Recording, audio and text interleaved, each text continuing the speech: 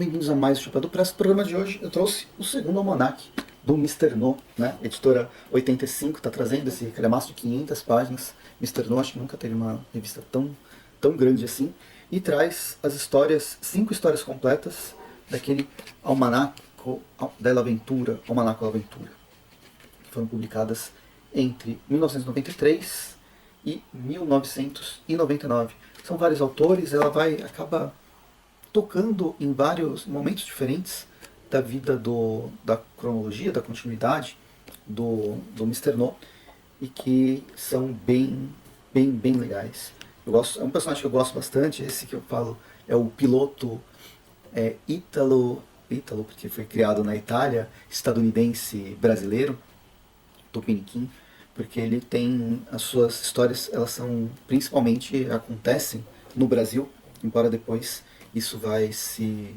ele vai acabar saindo, tendo outras aventuras no passado que vão virar histórias de guerra. A gente tem várias dessas histórias de guerra aqui.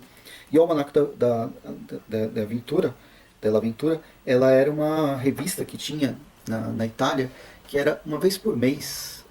A gente tinha o Almanac della Paura, da Aventura, o Esther. Eu não lembro se era uma vez por mês ou a cada 2 meses. Existiam esses gêneros narrativos sendo trabalhados com histórias especiais. Essas revistas, elas eram com... Não vou encontrar aqui, mas elas sempre vinham com textos extras, na verdade muitos textos, falando sobre cinema, falando sobre cultura pop, desenvolvendo o texto que vai ter, né, o roteiro que vai ter a seguir da história em questão. Ele era explorado das mais diferentes maneiras em textos introdutórios. E são revistas super legais, na verdade verdadeiros manuais ou almanaques, bem na linha de almanaques, como eram publicados no passado, década de 50, acho que 50, 60, a gente tem esse auge dos almanaques que vai se perdendo, vai mudando a sua característica. O almanaco della Aventura, ele dividia espaço com outro personagem proeminente da aventura, que é o Zagor, e várias das histórias do Zagor já foram publicadas aqui no Brasil. O do Mister No, até onde eu sei, são todas, bem, está escrito aqui, elas eram inéditas. Aqui a gente tem roteiros do Mauro Bozelli, do próprio Guido Nolita, com o Luigi Mignaco, Michele Maciero e o Luigi Mignaco. O Luigi aqui está na maioria delas. Desenhos do Fábio Civitelli, Stefano Domenico De Vito, Ferdinando Tacconi, Roberto Diso e Alessandro Bigamini. Vai trazer desenvolver inclusive a cronologia mesmo, tentando algumas histórias que se passam na guerra, elas vão preenchendo lacunas de memórias que a gente já tinha ou que nós, leitores brasileiros, não lemos, mas também a não leitura de algumas histórias, ela não impacta, ela só compõe de uma forma maior. Bem, as revistas então, elas nessa versão da editora 85, ela só tem as revistas em quadrinhos, não vem esses textos introdutórios, porém, normalmente reclamam em relação a isso, mas nesse caso especificamente, se tivesse os textos introdutórios, a gente ia ter ao menos 30 páginas vezes 5. 3 vezes 5, 15, 150 páginas a mais de texto. Basicamente, um livro, e encarecer demais o produto. E naquele caso, por se tratar mais de uma característica de almanaque, ele acaba sendo mais datado. Ele é mais difícil de ser atemporal como um texto de estudo do personagem, de apresentação, de desenvolvimento, como são os que eu costumo comentar, que algumas revistas têm. Enfim, as 5 histórias, a gente começa com o Capitão Vingança. O Mister No está cruzando a Amazônia junto com uma garota, sobrevoando a floresta, até que eles encontram, até que eles precisam descer. Aqui é a primeira, depois que ele está na Amazônia. Ele está no Nordeste, indo pro... Não sei se ele está indo para Salvador, que cidade que ele está indo, mas no fim o avião tem algum problema, precisa descer no meio do sertão, e eles acabam indo se refugiar numa cidade para pedir ajuda, mas essa cidade é invadida por cangaceiros. É uma história que vai trabalhar, já teve uma história sobre o cangaço, eu comentei aqui, saiu na editora Record, e essa história específica vai trazer esse cangaço a partir de uma dualidade. O cangaço, o período áureo, ou de principal proeminência, é a década de 30, né? Mas existe alguns resquícios, e em meados dos anos 50, que é onde a gente está com o Mr. No, um grupo de criminosos resolve assumir essa figura do cangaço de uma forma dúbia, uma forma como vingadores, uma vingança por uma morte que ocorreu na infância de um deles, mas também como criminosos sem aquela aura de Robin Hood que os cangaceiros também tiveram. Então existe um resquício de Maria Bonita e Lampião, e nessa ambiguidade de heróis ou vilões. É interessante. Bem, é o Mauro Bozelli que trabalha, que apresenta o roteiro, e ele sempre gosta de não tornar as coisas simples. E não que a história seja difícil de ler, mas o background é muito mais complexo. Ele ele apresenta viradas interessantes, que é melhor eu não comentar, não me estender demais. Mas eu gostei bastante. A segunda, O Rei dos Papuas, é o Guido Norita, com Luigi Mignaco, Stefano e Domenico Di Vito. O personagem, a gente vai acompanhar o personagem voltando na memória para a Segunda Guerra Mundial, quando ele estava no Oceano Pacífico, e ele acaba entrando na... A história se passa numa das ilhas, em Papua Nova Guiné, né, no meio dos conflitos com os japoneses, e aí, bem, a aventura vai se desenvolver, na verdade, na memória do Mr. No, a partir do momento que ele cai nessa ilha, e a narrativa ela se passa basicamente em dois momentos. Um grupo de prisioneiros chegando, um grupo de prisioneiros, principalmente estadunidenses, chegando na ilha para serem mortos, provavelmente, pelo líder da ilha, e a história do Mr. No, que se passa um pouco antes, e que vai se conectar e vai explicar, vai mostrar também a história de uma pessoa que não era ninguém e se transforma num poder sobre a cabeça. Basicamente, poder sobre a cabeça.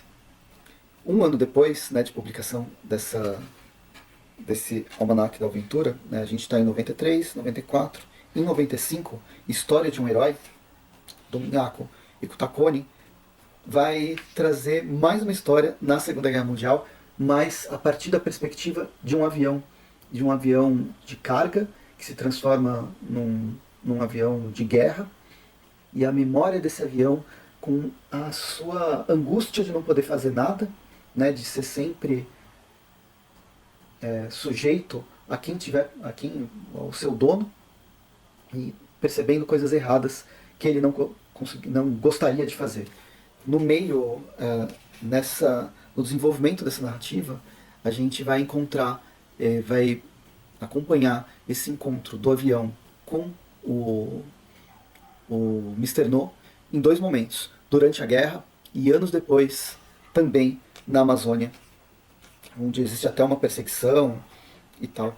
São basicamente duas histórias que se encontram, trazem elementos dramáticos, até místicos, talvez, que quem quiser pode até considerar dessa forma, porque os mistérios da Amazônia ficam na Amazônia e a gente não conhece, não sabe até onde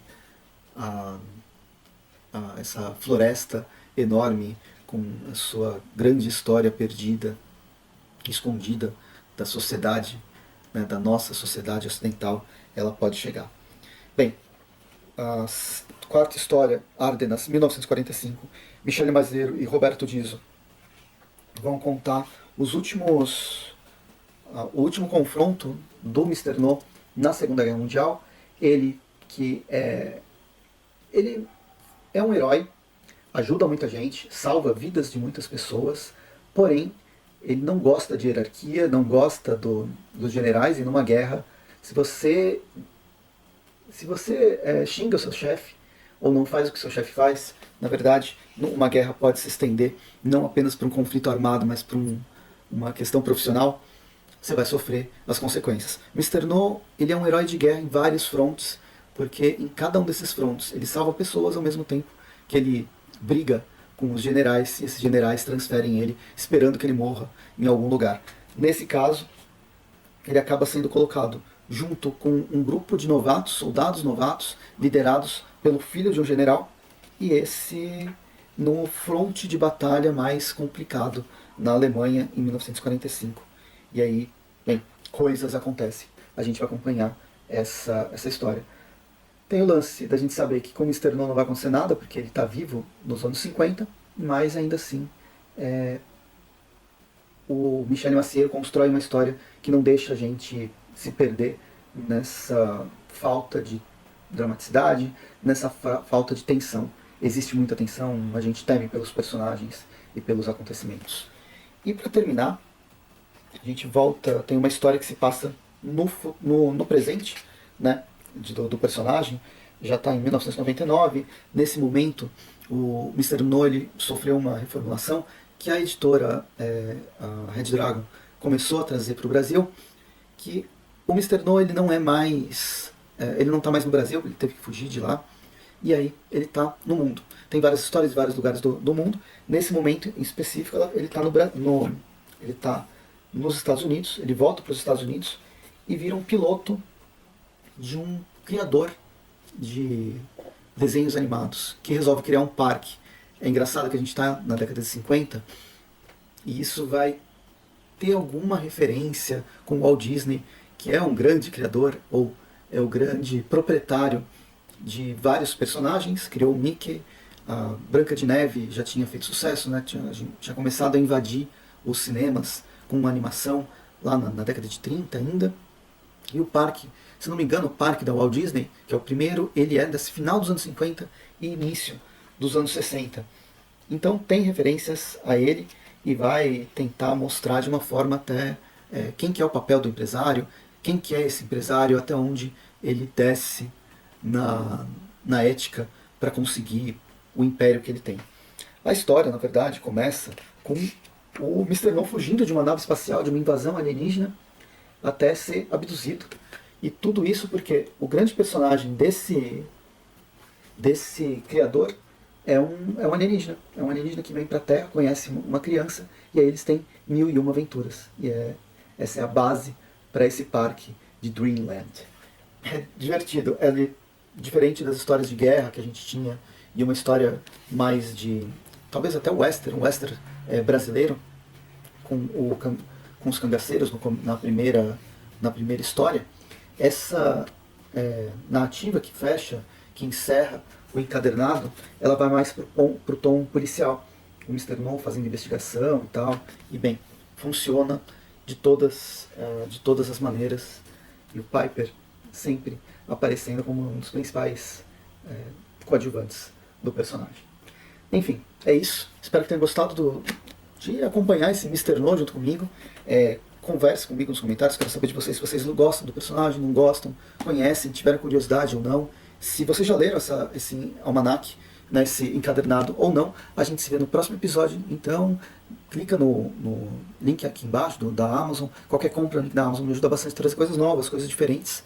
E como o próprio Mr. No, que eu comprei, inclusive, pelo Catarse, dá para comprar muitas das coisas do 85 pelo Catarse, pelos projetos que ele faz. Tem, mas enfim, sempre que vocês podem ver a qualquer momento, eu acho que Editora 85, mês sim, mês não, tem um projeto novo no Catarse que dá para comprar qualquer coisa do catálogo por eles. Enfim, é isso. Vou ficando por aqui, a gente se vê no próximo episódio, então até mais e bons quadrinhos.